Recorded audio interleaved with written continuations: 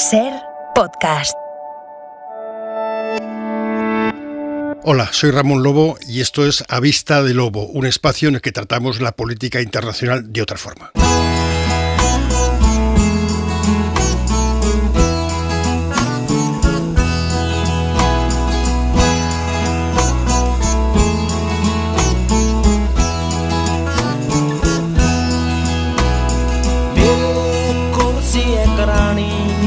ਸ਼ਾਇਦ ਮੈਂ ਕਹਾਂ ਉਹਦੇ ਕੋਲ ਸੀ ਮੈਂ ਉਹਨੇ ਉਹਦਾ ਕਮਰਾ ਦਿਖਾ ਲਿਆ ਹੈ ਨਹੀਂ ਇਹ ਅੱਛੀ ਨੋਰਵੀਜਨ ਲੱਕੜੀ ਉਹਨੇ ਕਿਹਾ ਰਹਿਣਾ ਤਾਂ ਮੈਂ ਜਾ ਜਿੱਥੇ ਵੀ ਤੇਰੀ ਮਰਜ਼ੀ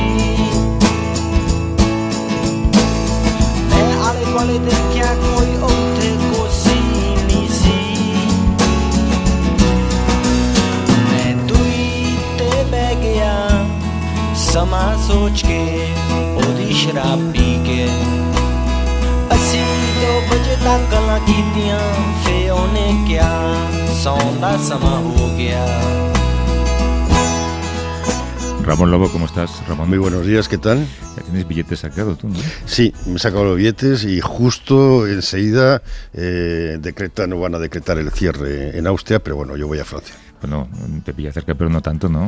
No, lo único que puede ocurrir es que en el hotel enfrente de la casa de Bru y Logans, pues esté todo el día cenando y comiendo en casa de Bru y Logans. Sí, como eres hipocondriaco, esto luego afecta mucho, ¿no? No, yo tengo todos los síntomas, o sea que... Los has tenido desde hace año y medio, con lo cual... Llego, sí, casi todos los días tengo algún síntoma. No te haces... ¿Hay que hacer PCR para entrar en No, Francia? basta con que estar vacunado en principio, igual cambia 15 días, pero bueno, espero que no tenga que hacerme la PCR porque odio lo del palillito en la nariz, pero bueno, hay que el otro día hacerse... leí un artículo muy bien hecho y muy bien investigado sobre por qué nos molesta tanto el palillo en la nariz y por qué pensamos que el palillo está llegando al cerebro. Y bueno, hay muchas razones. En mi caso tendría que meterlo muy a fondo. Para encontrar algo. Para encontrar algo, sí. Oye, no sé si has seguido el caso de Kyle Rittenhouse en Estados Unidos, iba a decir chaval, y eso parece que le exonera de todo cargo, ¿no? Este hombre de 17 años creo que tiene ahora, que mató a 2 manifestantes y dejó a otro malherido y finalmente ha sido absuelto porque actuaba en teoría en defensa propia, y esto ha abierto un enorme debate en Estados Unidos sobre lo que significa la defensa propia en un país en el que en algunos estados como el suyo puedes llevar armas al descubierto, ¿no? Sí, sobre todo defensa propia es si eres blanco. Si eres blanco tienes derecho a pasar de un estado a otro, irte expresamente a Oregón, a Portland, para enfrentar a las manifestaciones por el movimiento Black Lives Matter y pasearte por la calle con un rifle y ir disparando a la gente. Si eres blanco lo puedes hacer. Esa es la lectura. Y después es muy peligroso porque es es la bendición de las milicias armadas que pueden actuar de forma parapolicial. Si esto lo vinculas con el 6 de enero, yo creo que es una sentencia muy, muy peligrosa para Estados Unidos. El vigilantismo lo llaman, sí, ¿no? Lo llaman vigilantes. De hecho, las imágenes que existen de lo que ocurrió se le ve en vídeo paseando por la calle normalmente con un fusil de asalto, cosa que todavía en el siglo XXI yo creo que es especialmente sorprendente, ¿no? En fin. Bueno, vas ahora para allá, ¿no? Al país de la libertad. Al país de la libertad, sí, vamos a tocar madera, que no pase nada, que no me apetece volver al Capitolio. Por lo menos para este tipo de cosas, cuando hay vikingos, ¿no? Sí, sí. Venga, empezamos. Vamos. I walked through the door with you. The air was cold, but something about it felt like home somehow. And I left my scarf there, just sister's house, and you still got it in your drawer, even now. Tú sabes todo lo que hay. Esta es la última canción, ¿no? De Taylor Swift. Sí. ¿Sabes todo lo que hay sobre esta canción? Es que me la ha contado mi hija. No, yo no tengo hijas que me cuenten secretos. Bueno, pues, ¿ves? Esto lo decía ayer un entrevistado que teníamos hablando sobre la vejez, un filósofo francés, que decía que la mejor manera de ser mayor es escuchar y entender, es juntarte con gente de otras edades que te expliquen lo que está pasando, porque si no es que pierdes el norte, ¿no? Y una de las maneras de hacerlo pues es hablando sobre todo con hijos y con nietos, ¿no? Bueno, pues te voy a decir, tampoco me interesa mucho el tema, pero parece que Taylor Swift rompió con alguien hace como, 8 años o 9 años y sacó una canción, y entonces ha vuelto a sacar esta canción, pero en una versión de 10 minutos que interpretó en Saturday Night Live, en donde da detalles de esa ruptura. Y uno de los problemas, no me puedo creer que esté contando esto por la radio, uno de los problemas es la diferencia de edad entre ella y su novio. Entonces, bueno, es que no se ha hablado de otra cosa, según mi hija, esta semana, más que de la canción de Taylor Swift, All Too Well, que es la que tú vas y eliges para esto. Bueno, yo es que soy mayor, o sea, tengo esperanzas. O sea, tú lo has escogido solo por la música, ¿no? No, solo por la música. No por el mensaje feminista. No, yo no tengo hijas que me cuenten, los gatos no hablan, yo no tengo idea de estas cosas. ¿Jake Gyllenhaal era el novio? Es igual. No, tampoco.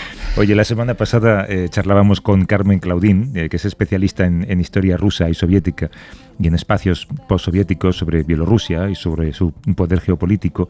Y Bielorrusia, al contrario que Rusia, no tiene importancia económica para la Unión Europea, pero por allí pasa gran parte del gas que utilizamos en el continente. Y hoy queríamos hablar de eso. Sí, es que nosotros tenemos una gran dependencia energética. El 40% del gas natural que consume la Unión Europea como media, en algunos sitios es mucho más, procede de Rusia.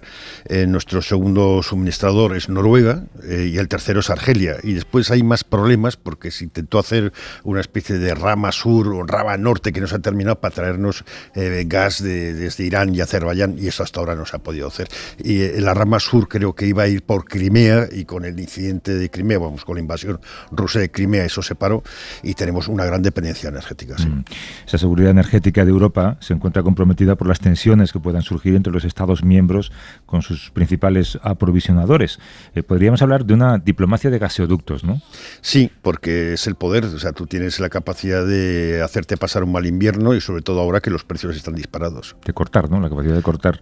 De ello queremos hablar con Gonzalo Escribano, que es profesor de Economía de la UNED, de la Universidad Nacional de Educación a Distancia, y es director del programa de Energía y Clima del Real Instituto Elcano. ¿Cómo estás, Gonzalo? Buenos días. Buenos días. Buenos días. Hablábamos entre semana, Ramón y yo, el paisaje geopolítico mundial está cambiando debido a la demanda creciente de recursos energéticos, en especial de petróleo y de gas, y eso hace que determinados países jueguen un papel muy relevante en toda esta geopolítica, ¿no? Pues sí, evidentemente, cuando los precios están altos, la demanda está fuerte, pues es un mercado de vendedores en que los vendedores pues pueden ejercer su dominio del mercado, y es lo que están haciendo en estos momentos. El gas, por tanto, puede redibujar las relaciones diplomáticas con determinados estados. Siempre han estado ahí, es decir, por ejemplo, en la relación entre España y Argelia, pues es evidente que el gas es fundamental. En la relación entre Alemania y Rusia, pues lo mismo. De hecho, cuando tenemos una crisis de precios, la primera respuesta que nos da la Comisión, digo, ustedes pueden hacer todas estas cosas, pero la primera, vayan a hablar con sus suministradores clave para mantener una relación políticamente lo más fluida posible. Y es lo que hemos hecho en España, lo que han hecho los alemanes, etcétera. Antes hablábamos de Bielorrusia y nos preguntamos cuáles son los principales gasoductos que llegan a Europa y particularmente a España, que si se cortaran nos crearían un enorme problema. Bueno, son muchísimos. Solamente de Rusia a Europa llevan 6. Hay los dos que están ahora en cuestión, son el Nord Stream 2, hay ya un Nord Stream 1. Está en cuestión también el Yamal, que es el que pasa por Bielorrusia, el que Lukashenko dijo que iba a cortar. Está en cuestión el Hermandad, que viene de la época soviética, que es el que pasa por Ucrania y el que se cortó en 2007 y 2008 y 150 personas murieron de frío, ¿no? en el sudeste de Europa. Y hay 3 que van por el Mar Negro, que vienen también de Rusia. A España nos llegaban 2. Bueno, hay 2, que vienen los 2 de Argelia, un par de ellos chiquititos que nos vienen por Francia, y de los 2 de Argelia uno se acaba de cerrar, ¿no? Ese es un poco el mapa que tenemos de gasoductos. Y luego, por supuesto, hay muchísimos propuestos, porque aquí lo que se suele entender en la literatura por la geopolítica o la política de los tubos no es solamente la competencia entre los tubos que ya están, sino sobre todo entre los tubos que la gente dice que quiere construir, y que muchos de ellos jamás se construyen, pero se planean precisamente para entrar en la competencia estratégica. En España tenemos, o cerca de España tenemos 2 claros. Uno que quiere construir Argelia desde Nigeria por todo el Sahel, poco probable, y el mismo que quiere construir Marruecos, pero a través de toda África Occidental, menos probable todavía. Hay una frase de Napoleón que decía que la mano que da siempre está por encima de la mano que recibe. Nosotros somos la mano que recibe, y España está entre Argelia, que nos da gas, y Marruecos, que abre la puerta a inmigrantes. Allá hay un equilibrio muy difícil.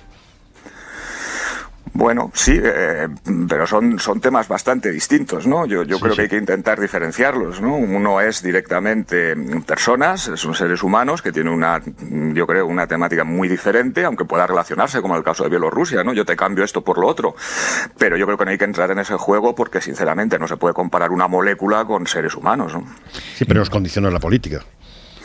Evidentemente nos la condiciona, pero en el caso de Marruecos menos, ¿no? En el caso de Bielorrusia más, porque Marruecos no tiene ya nada con qué presionarnos en gas, se ha quedado sin nada con qué presionarnos. ¿En qué medida la estabilidad energética de España depende del suministro de gas? Bueno, pues nosotros tenemos una dependencia total del gas que consumimos, supone una parte importante de nuestra generación eléctrica y lo que es más importante, que es por lo que todo el mundo está revolucionado ahora, es porque el precio del gas es el que marca el precio de la generación eléctrica, ¿no? Entonces, inmediatamente cualquier tensión en los mercados del gas internacionales pues se transmiten a la factura del consumidor y eso es por lo que la cuestión está ahora tan imbricada y evidentemente dentro de esa subida de precios hay elementos económicos de oferta y de demanda, pero también hay elementos, como mencionáis, de Rusia, que son evidentemente geopolíticos de países productores, que como dices, ahora son los que tienen, por decirlo llanamente, la sartén por el mango, y que por tanto saben que pueden actuar estratégicamente y conseguir beneficios, tanto políticos como económicos, con esa actuación. Claro, y eso genera una red de dependencia, y como dices, cualquiera puede cortar o puede de alguna manera trastocar el flujo de gas. No sé si hay países que tengan o que estén en situación de una independencia energética mucho mejor que la nuestra. La independencia energética en una economía globalizada no existe.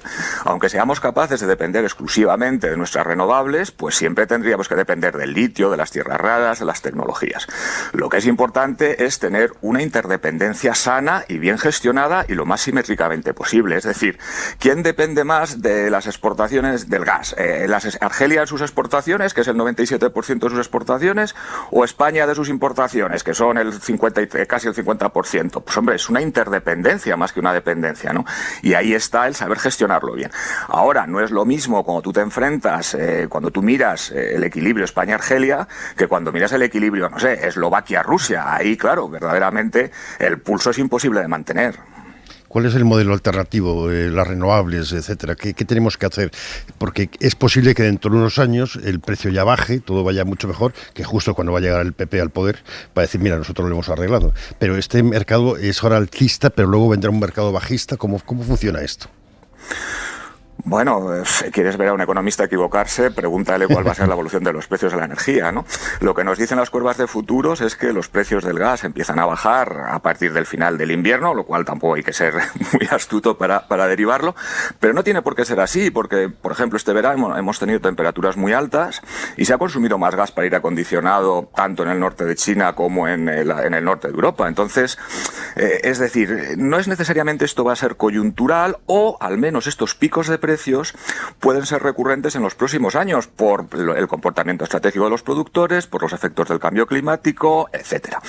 Y por tanto, sí que es importante que se tomen medidas ahí para intentar paliar estos picos de precios. Y eso tiene que hacerse en el corto plazo, con medidas a corto plazo, apoyando a los sectores más vulnerables, como se está haciendo en Europa y como ha recomendado la Comisión, y donde hay más discusiones si debemos tocar algo del modelo energético y eléctrico europeo, donde ahí ya sí que no hay acuerdo a nivel europeo ante la propuesta española, ¿no?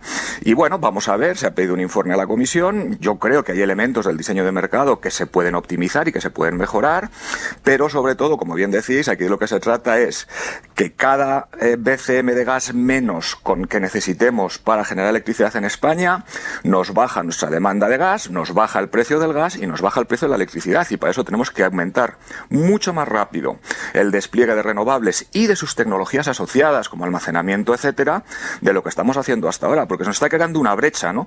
Estamos siendo muy eficaces en frenar la inversión en hidrocarburos, lo cual es bueno por temas de emisiones, pero no estamos siendo tan eficaces en compensarlo con un incremento acelerado de la inversión en renovables y tecnologías asociadas. Porque es cuestión de inversión pública y privada, me imagino. ¿Y en qué año imaginas, como economista, sé que con posibilidad de equivocarte, imaginas ese horizonte un poco más equilibrado que dependa más de las energías renovables en España? Bueno, hacia 2030 ya vamos a tener que tener un mix con mucha incorporación de renovables. Hacia 2030 se espera que ya podamos empezar a contar con aportes importantes de hidrógeno en los sectores más intensivos de energía industriales y también para transporte y almacenamiento. Se espera que haya un mayor despliegue de tecnologías y mejor capacidad de almacenamiento. 2030 es un año importante, ¿no? Si no llegamos fuerte allí y con las previsiones que hemos hecho, y están bien marcadas, ¿no? Tanto en la planificación española como europea, a 2030 tenemos que llegar ya muy fuertes y con muy buena parte del trabajo hecho. No solamente por cuestión de precios, que también, sino también por una cuestión de que si no las emisiones no va a haber forma de contener ese aumento de la temperatura por encima de 1,5 grados a final de siglo. Y eso sí que es seguridad humana de primer nivel. Claro. Gonzalo Escribano, que es profesor de Economía en la UNED, la Universidad Nacional de Educación a Distancia, y también director del programa de Energía y Clima del Real Instituto Elcano. Gracias, Gonzalo. Un abrazo. Gracias a vosotros. Un saludo. Gracias. The world was on fire, no one could save me but you. Strange what desire will make foolish people do. I never dreamed that I'd love somebody like you. And I never dreamed that I'd lose somebody like you. No, I don't wanna fall in love. No, I don't wanna fall in love with you. Esta canción también... bueno, tú conocías la original, ¿no? Sí, pero me encanta la versión esta de Charlotte Cartin, que tiene una voz espectacular. Sí, ahora que la escucho, era Chris Isaac, ¿no? El que cantaba la original. Sí, creo que sí. Pega más en voz de mujer, ¿no? Sí, a mí me gustan más las voces de mujeres. No pongo voces de mujeres por aquello de los equilibrios, sino porque me gusta mucho más la voz de mujer. La desaparición de la tenista china Peng Shuai ha sido uno de los temas más comentados y que más ha conmovido a la comunidad internacional y al mundo del tenis estos días, aunque en las últimas horas han aparecido vídeos suyos publicados por un periódico chino afiliado al gobierno. Se duda mucho de la autenticidad de toda la información que ha aparecido sobre ella y de su situación. Anoche intercambiábamos unos cuantos vídeos. Todos son peligrosos, digamos, ¿no? Sí, el vídeo del restaurante, yo no sé chino, pero una persona que sí tradujo lo que decía el hombre que sale habla de que están en el 20 de noviembre, que ya es raro que quiera decir la fecha, y que el año pasado no había pandemia. Entonces sería el año pasado, porque la pandemia ya llevamos 2 años, o llevamos 2 noviembres. Entonces ese vídeo es raro. Y después la imagen al principio de una competición tenística también es rara. O sea, si ella está bien, es muy fácil que salga y hable.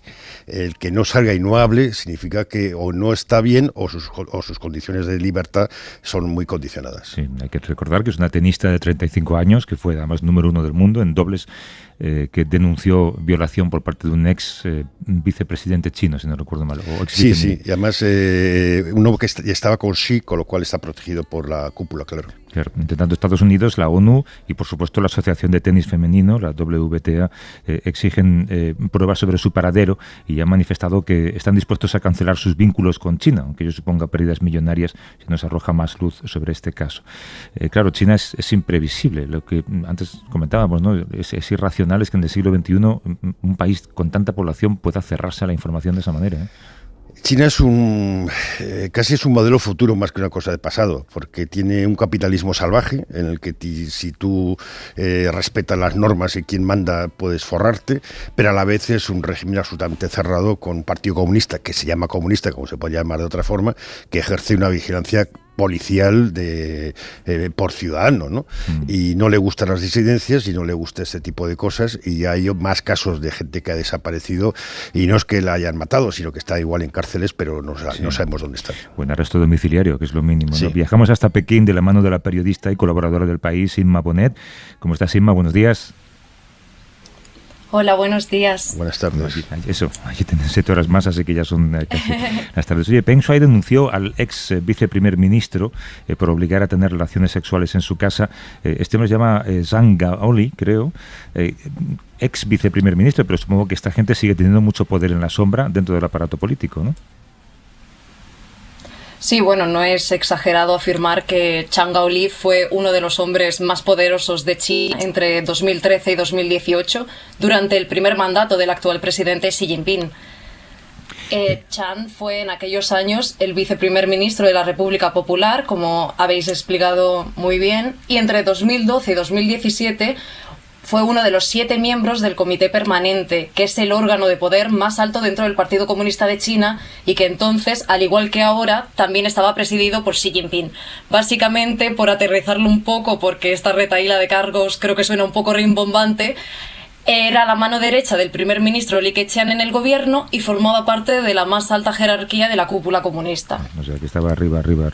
Oye, cuesta mucho creer desde aquí que se pueda silenciar, por ejemplo, un movimiento como el Me Too en China, ¿no? En esta era de las VPNs y de las, yo qué sé, conexiones alternativas a Internet, me imagino. Sí, bueno, esta es sin duda la denuncia más escandalosa desde el comienzo del Me Too en China, puesto que Peng Shuai es una deportista de élite y Zhang Gaoli fue hasta su jubilación uno de los hombres más influyentes del país. Pero la denuncia se da en un contexto en el que ha habido un retroceso con respecto a los avances muy moderados que se habían obtenido en materia de igualdad de género en China. En septiembre se dio un retraso de décadas cuando un tribunal de Pekín desestimó por falta de pruebas el que ha sido el caso más emblemático del Me Too chino, que era una guionista, Zhou Xiaoshuang, que había denunciado en 2018 al famoso presentador de televisión Chu Yun, quien presentaba la gala de Año Nuevo Chino, que es el programa más visto de la televisión, por presunto acoso sexual cuando ella era una becaria. Y después de 3 años de una batalla legal infructuosa, a ella se la llegó a acusar de difamación. Y ha sido muy llamativo el lavado de imagen que se ha hecho del presentador en las redes sociales chinas, donde prácticamente todos los resultados que arrojan las búsquedas son comentarios a su favor. Y entonces caemos en cómo desde arriba se aprovecha ese control hermético que mencionabas, que se tiene además en los medios de comunicación. Y creo que aunque las jóvenes chinas están cada vez más concienciadas en materia de igualdad, el movimiento feminista atraviesa por un periodo de horas bajas porque ha aumentado la censura contra publicaciones de ideología abiertamente feminista e incluso muchas cuentas de activistas en redes sociales chinas han sido cerradas o bloqueadas temporalmente y muchas activistas ya no viven en el país. ¿Y qué ha podido pasar con Peng Shuai? Porque los vídeos son un poco burdos, ¿no? Desde aquí, no sé qué es lo que pretenden demostrar. ¿Por qué no sale a hablar directamente? Sí, bueno, yo no estoy en una posición para hacer hipótesis, sino para informar, pero ateniéndonos a los hechos, luce excesivamente sospechoso. Porque no quiero lanzar elucubraciones, pero ahora que no se le escuche, que no haya rastro del mensaje que escribió en Weibo y teniendo en cuenta todo ese movimiento mediático hacia el exterior para convencer a la opinión pública internacional, mientras en los medios domésticos se le hace caso omiso, me parece extremadamente sospechoso. Ya habéis hablado de los vídeos que se han publicado. Esta mañana ha sido la primera aparición pública de Peng en un torneo infantil de tenis, en el que no ha hecho ningún tipo de comentario, y no se entiende por qué toda la información que nos llega es a través de las cuentas de Twitter en inglés de los medios estatales chinos, porque además dentro del país Twitter, cabe recordar, está censurado y no se está informando sobre el escándalo. En los medios chinos, en chino, no se está hablando para nada de este tema. Entonces, como ha dicho en un comunicado Steve Simon, el presidente de la Asociación de Tenis Femenino, estas apariciones no convencen porque no está claro si se encuentra libre y sin coerción. Claro, porque cuando antes mencionabas en las redes sociales, te referías lógicamente a las redes sociales chinas, que son redes sociales controladas por el gobierno. No estamos hablando de Twitter o de Instagram. Sí, por supuesto. Claro. Bueno, pues estamos... Pero es que los medios chinos están informando en inglés en Twitter, son los que están publicando estos vídeos de Peng. Hacia el exterior, pero no en interior. De hecho, hacia el exterior. Cometen hasta errores gramaticales, porque Exacto. Salió un director del periódico diciendo, usando un verbo equivocado en inglés, como he adquirido estos vídeos, como si hubiera pagado por unos vídeos de esta mujer, ¿no? Todo parece una farsa. En fin, Inma Bonet, periodista colaboradora del País, nos ha atendido desde Pekín. Mil gracias, Inma, por la conversación. Un abrazo. Muchas gracias. Muchísimas gracias a vosotros. Hasta luego. Ayer, el viernes, no recuerdo, me crucé con Ana Fuentes, que sabes que estuvo en China mucho tiempo como corresponsal, y me decía que ella piensa que está castigada, que es lo que hace el gobierno, ¿no? Está castigada en algún lugar, seguramente encerrada, no la dejan hablar, y que dentro de poco saldrá y realmente pues dirá que no, que era mentira lo que había dicho, que siente haber difamado, ¿no? Porque es como resuelven estos casos en China últimamente. Sí, es una tragedia, pero China es un modelo muy interesante porque nosotros estamos yendo poco a poco a ese modelo, o sea, perdiendo mucha democracia y con la economía desatada. Sí, hombre, no, pero no compares. No comparamos, pero espérate 20 o 30 años. Bueno, si lo vemos. Praying that this light would just please turn green. Estás un poco meloso últimamente, ¿no, Ramón? Sí, es la edad. Y además ahora me pasa que voy por la calle y cuando veo gente con animales, con perros, me produce muchísima ternura pensar la relación entre una persona que vive sola, por ejemplo, la gente mayor, y un perro. Me produce una enorme ternura. Quizás es porque me veo yo así con los gatos. Sí, porque no te responden, quieres decir, ¿no? No, los gatos me responden. Están enfadados. Otro día les iba a cortar las uñas y están enfadados. El otro día decía Luis Piedrahita, lo escuché en la ventana, que los gatos siempre te están esperando o se están marchando, pero nunca están viniendo, ¿no? Siempre están en el lado equivocado de la puerta. Eso es verdad. Oye, escucha a este hombre. On choisit sa sexualité, Éric Zemmour? Ah oui, on choisit sa sexualité, oui. Ça, jusqu'à preuve du contraire, oui. Les homosexuels choisissent leur sexualité? Moi, je pense que oui. À votre avis? No, bien sûr que no. Mais tout le monde est libre, hein, No, mais bien sûr que no. Nuevo personaje, este hombre que dice que los homosexuales eligen su sexualidad. Vamos a hablar en los próximos minutos en Francia, porque ha aparecido en la escena política este personaje, podríamos llamarlo así, que lo está revolucionando todo. Es provocador, tiene un enorme poder de oratoria, es un gran conocedor del marketing que puede obtener utilizando muy bien los medios de comunicación y las redes sociales. Además es un intelectual muy bien formado, venerado por muchos, que arrasa cada vez que publica un libro y siempre encabezan sus libros las listas de los más vendidos. Nos referimos, Ramón, a Éric Zemmour. Zemmour.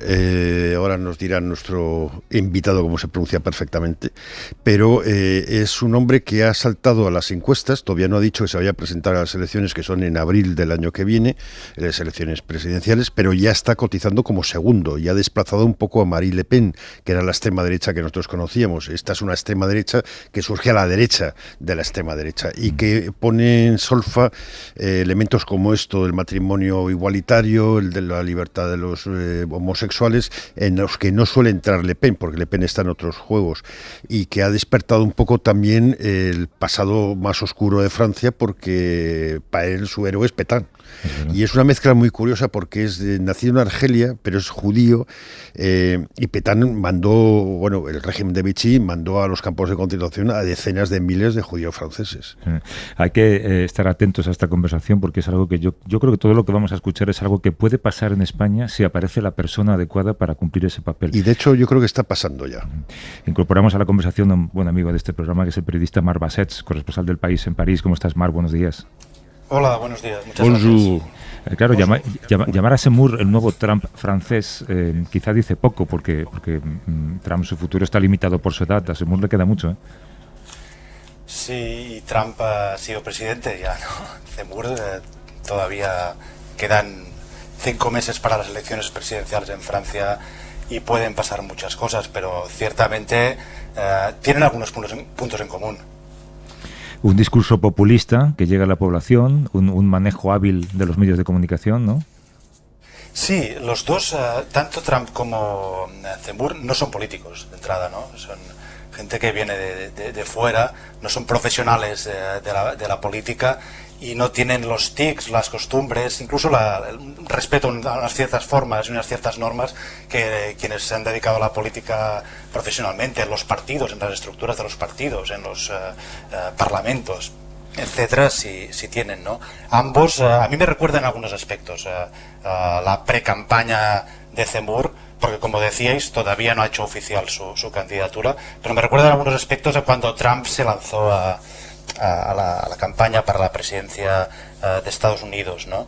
Ambos, Zemmour como Trump, rompe el juego político, ¿no? Irrumpe sin que se le espere y de repente revienta los sondeos, ¿no? En 2 meses ha pasado de ni siquiera prácticamente estar registrado en los sondeos a tener entre un 15, 17, 19%, lo que le situaría entre la tercera y la segunda posición en las elecciones presidenciales francesas. Recordemos que en Francia es un sistema por 2 vueltas y se clasifican a la segunda vuelta los 2 primeros. Por tanto, si algunos de los sondeos que han salido en los últimos 2 meses aciertan o lo que detectan es real, podría clasificarse Zemmour para la segunda vuelta.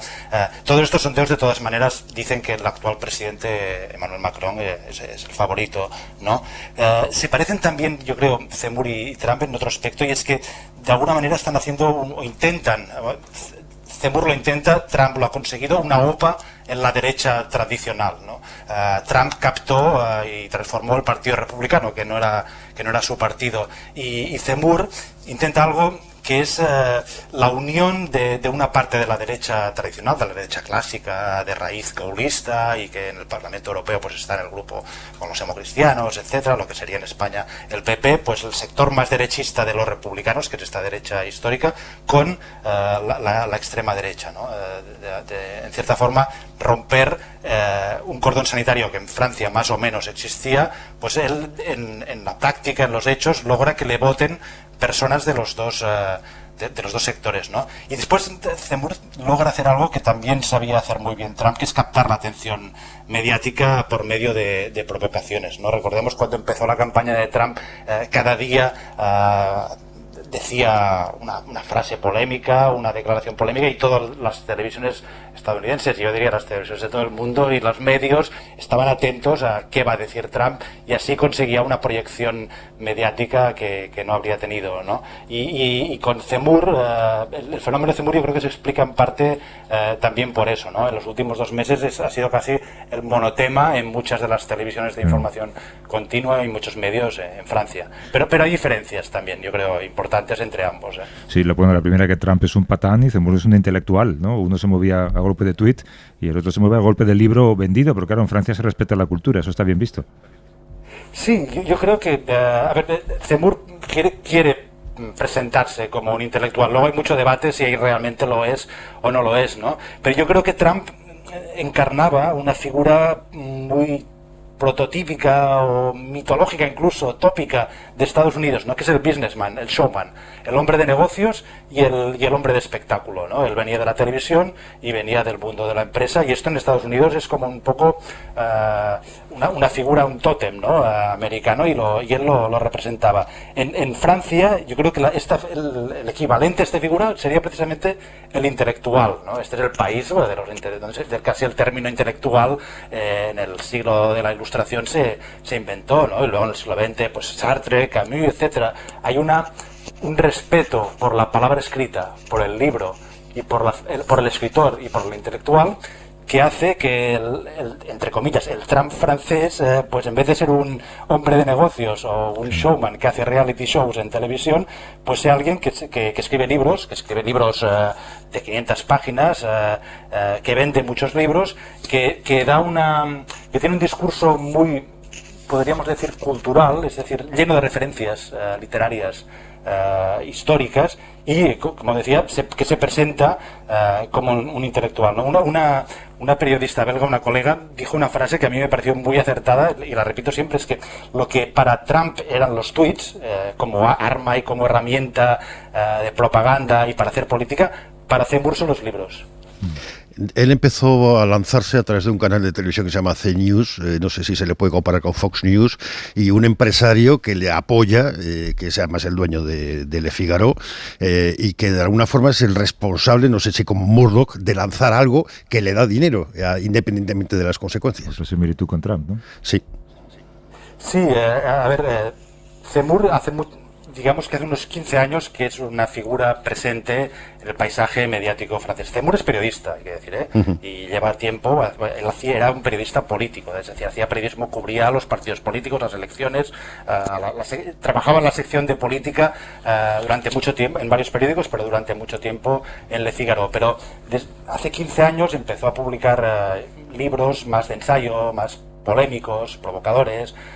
Pues el libro que un poco le lanzó la fama tiene que ver con el corte de voz que habéis puesto al principio, que era El primer sexo, ¿no? Donde era un pequeño panfleto donde lamentaba el ocaso del hombre, del varón, del macho francés, ¿no? Y a partir de aquí empezó a salir en muchos programas de tertulias, de televisión, y adquirió una cierta celebridad. En el último año y medio, tuvo esta plataforma en CNews, que es propiedad del grupo Vivendi, y de Canal Plus, que es esta cadena de información continua, donde cada día a las 7 de la tarde tenía un programa de televisión, él con varios tertulianos, pero con un poco los tertulianos le hacían de comparsa y le servía a él para explicar comentar la actualidad, pero también explicar sus teorías, ¿no? Y CNews es verdad que tiene algunos aspectos de Fox News. Yo creo que la comparación no es exacta, porque hay muchas diferencias entre el paisaje mediático francés y estadounidense,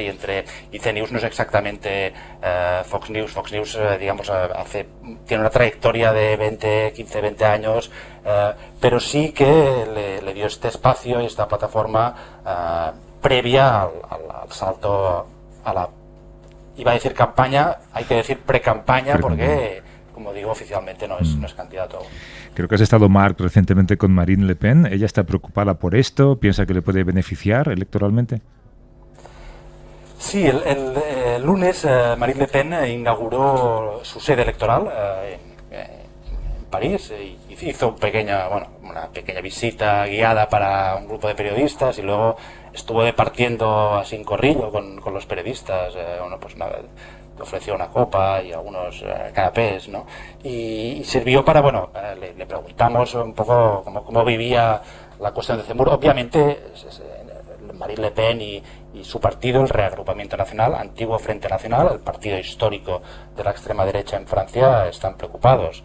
Ellos tenían el monopolio de este área ideológica, y desde 2013 todos los sondeos decían que Marine Le Pen pasaba a la segunda vuelta sin duda, y de hecho en 2017, recordemos, ya pasó a la segunda vuelta, se enfrentó a Emmanuel Macron. Emmanuel Macron sacó un 66% de votos, Marine Le Pen 34%, pero todo esto, después del 2017, siguieron los sondeos diciendo que Marine Le Pen, Macron era la final, ¿no?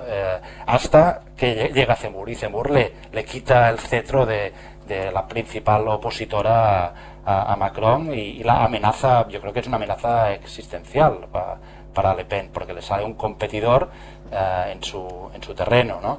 Le Pen intentó un poco darle la vuelta a este argumento y buscar lo positivo del fenómeno Zemmour, ¿no? Y ella decía, por ejemplo, Zemmour, esto dice Le Pen, Zemmour me recentra, en el sentido de que Zemmour es tan extremista que a su lado Marine Le Pen parece más moderada, ¿no? Y Marine Le Pen, de hecho, lleva años esforzándose por dar una imagen de moderación, porque sabe que la necesita si un día quiere ser presidenta, ¿no? Zemmour también, que no es, como decía, no es un profesional de la política, y se nota mucho que no tiene un programa preparado, articulado, que tampoco tiene un equipo realmente sólido, pues permite a Le Pen aparecer como, pues ella tiene un programa muy detallado, tiene un equipo, tiene casi un gobierno en la sombra, aunque no se dice así, pero esto le permite dar la imagen de política competente al lado de Zemmour, ¿no? Después Le Pen dice otro argumento, y es que Zemmour ha ampliado, ella dice, Zemmour me da una reserva de votos que no tenía. Antes, gracias a Zemmour, Le Pen amplía la posibilidad, el campo de la extrema derecha. Le Pen sumaba en las encuestas un 24% más o menos, con Zemmour, si se suma Zemmour y Le Pen, ya supera ampliamente el 30%. Son votos que quizá en una segunda vuelta podrían ir a Zemmour. Ahora hay más votantes, digamos. Zemmour ha fabricado nuevos votantes de extrema derecha. Estos son un poco los argumentos que usa Le Pen, y yo creo que en parte puede tener razón. Pero las teorías de Zemmour es la sustitución, es decir, que hay una invasión del mundo islámico que quiere sustituir a la población blanca, católica, bueno, él no habla de católicos, pero tradicional, está más cerca a la extrema derecha polaca que otra, y propone poco menos que la expulsión de los inmigrantes. Y después es que está contaminando el discurso de la derecha tradicional, incluso de gente tan moderada como Barnier, ¿no? Sí, Zemmour no sabemos qué va a ser de Zemmour, ni si su campaña va a continuar, si va a seguir en lo alto de los sondeos. De hecho, ya hay algunos sondeos que están mostrando en los últimos días que flaquea, ¿no? Pero sí es verdad que, como sucede muchas veces con la extrema derecha, ¿no? Aunque no gane las elecciones, ha roto algunos tabúes, ¿no? Y esto que citaba Ramón del Gran Remplacement, que es la gran sustitución, esta teoría. Yo creo que es una teoría de la conspiración, según la cual está en marcha una sustitución de la población blanca europea por la población árabe y africana. Pues esto era algo que estaba, digamos, encerrado en los confines de la extrema derecha más radical y más rancia, ¿no? Zemmour, Marine Le Pen se negaba a hablar de la gran sustitución, decía que no le interesaba esta retórica, ¿no?